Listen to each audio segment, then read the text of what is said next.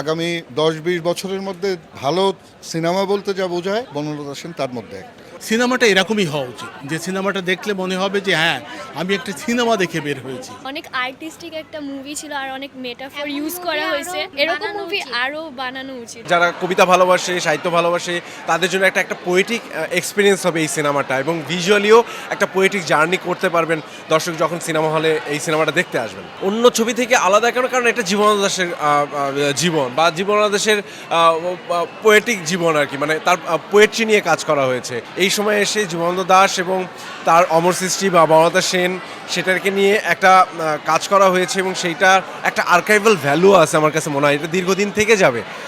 জীবনানন্দ দাশের যে সৃষ্টি, সেই সৃষ্টিকে আবার দর্শকের কাছে পৌঁছানো, আবার পাঠকের কাছে পৌঁছানো, যাতে তার কবিতাগুলোর যেই চর্চা হয় দর্শকের মাঝে, সেই চর্চাটা আবার নতুন করে শুরু হবে আর কি। সবাইকে মনে হলো যে খুব তারা পছন্দ করেছে, আমার কাজ পছন্দ করেছে, সিনেমা অ্যাজ আ হোল পছন্দ করেছে।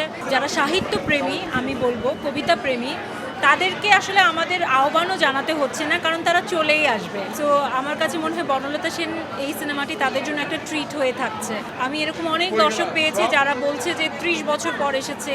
গতকাল সিনেমা হলে এক দর্শককে পেলাম, সে শ্রাবণ মেঘের দিন তার শেষ দেখা সিনেমা ছিল হলে, সে তারপর আসলো এই প্রথম। তো এটা তো খুবই ভালো লাগার যে এর মাঝে এত এত সিনেমা বেরিয়েছে, তারপরও মানুষ 30 বছর পর, এত বছর পর জাস্ট বনলতা সেনকে, মানে এই সিনেমাটি দেখবার জন্য, জীবনানন্দ দাশের অবয়ব হিসেবে আমরা খায়রুল বাসাকে দেখতে পাচ্ছি, তাকে দেখবার জন্য, কিংবা বনলতা সেন আসলেই দেখতে কেমন, তাকে কি খুঁজে পাওয়া গেল কিনা, এই প্রশ্ন যত সাহিত্যপ্রেমীদের ছিল, তারা সেই প্রশ্নের উত্তর খুঁজতে আসবে। একজন আর্টিস্টের কাজ হচ্ছে তার মন কি চায় সেটা দেখা, তখন সে যেটা যখন দেখে তখন সেটা কিছু একটা হয়ে ওঠার সম্ভাবনা থাকে। কারণ আর্ট কিন্তু কোনো ফরমাইশি কাজ না।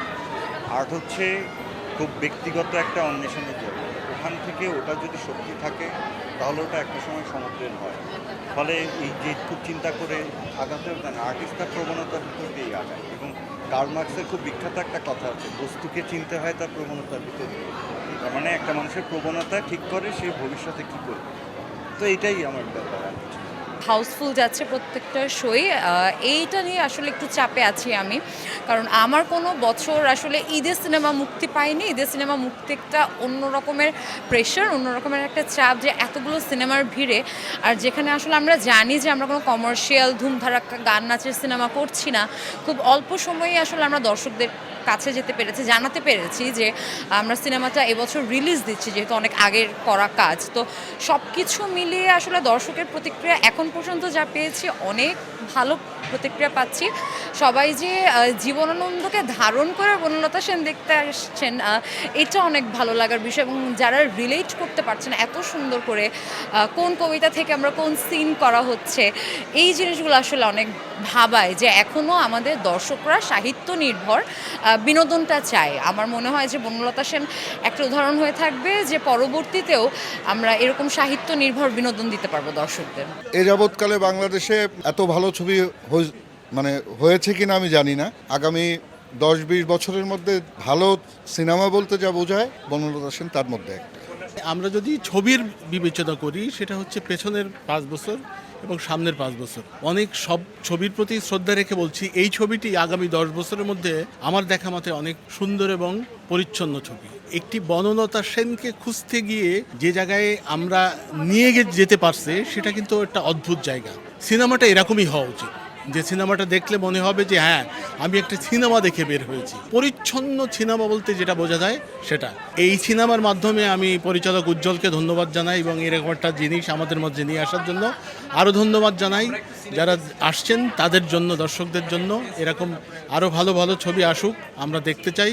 এবং সর্বশেষ বলতে চাই, বাংলা সিনেমার জয় হোক। গ্যাপ বলতে অতই না, তবে ঈদের সময় একটু মানে সময় কাটানো ভালোই লাগছে। ভালো লাগছে, কাল্পনিক ছিল পুরাটাতেই। মানে বনলতা যে সেটা হচ্ছে মানে কবির মানে কল্পনা পুরাটাতেই অপূর্ব ছিল। এই ধরনের একটা ছবি বানাতে আসলে বাংলাদেশি প্রেক্ষাপটে সাহসের দরকার হয়। নির্মাতাকে অসংখ্য ধন্যবাদ, অভিনেতা, অভিনেত্রী এবং কলাকুশলী সবাইকে অসংখ্য ধন্যবাদ। আমি তো খুবই ফিল করেছি বনলতা সেনকে।